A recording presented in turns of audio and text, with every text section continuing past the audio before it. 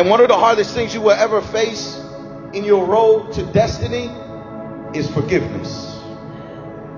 That's the hardest thing you're going to ever face, guys. Now follow me here.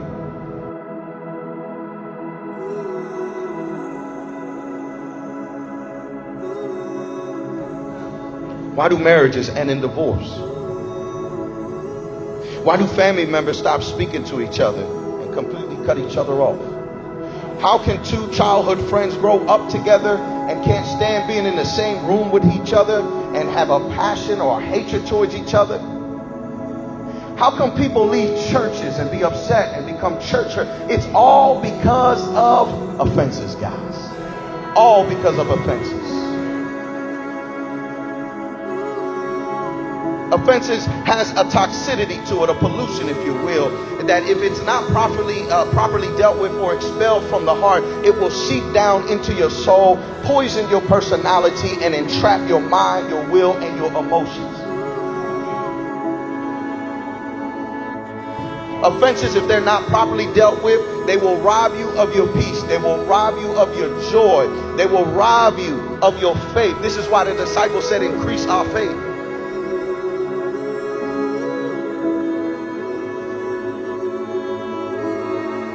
Listen, there's a story of two twins, right, that were raised by an alcoholic father, right?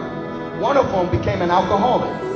And they told him, they said, you know, why are you an alcoholic? You're just like your daddy. Why are you alcoholic? He said, it's because I was raised as an alcoholic. The other twin never touched the drink in his life.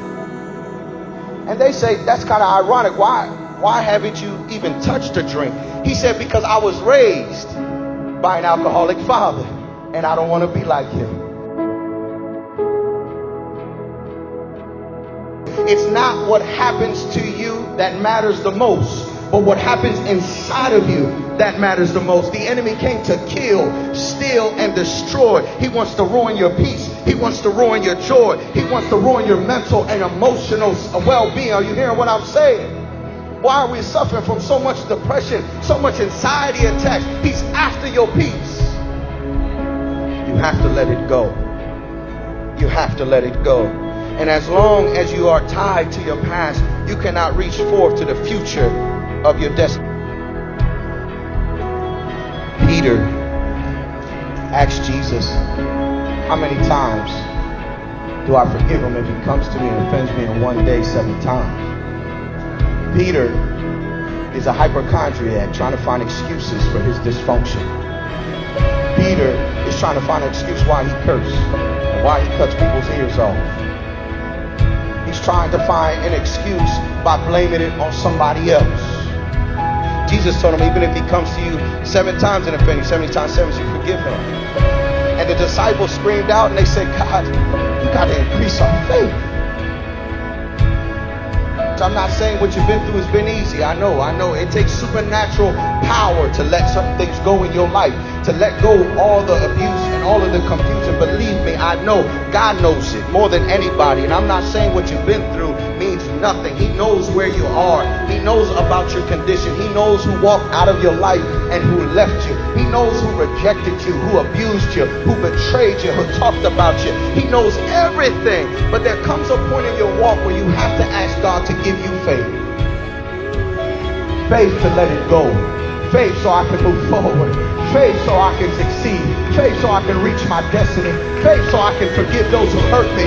Faith to forgive my parents who betrayed me, who speak negativity over my life. Faith, God, increase my faith so I can continue to move forward.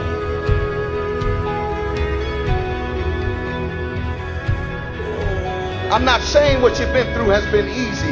And I'm not saying that what you've been through you can just forget overnight. But I am saying that you got to stop making that as an excuse for you not to move forward.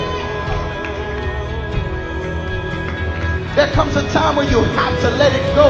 The trap, they're living their life, right? They're living their life. They offended you, they hurt you, but they're still moving forward. You're the one caught in ruins. You're the one caught in trap. You have to let it go. Forgiveness is the hardest thing you will ever face in your journey. But forgiveness is not for them. Forgiveness is for you. Forgiveness is for you.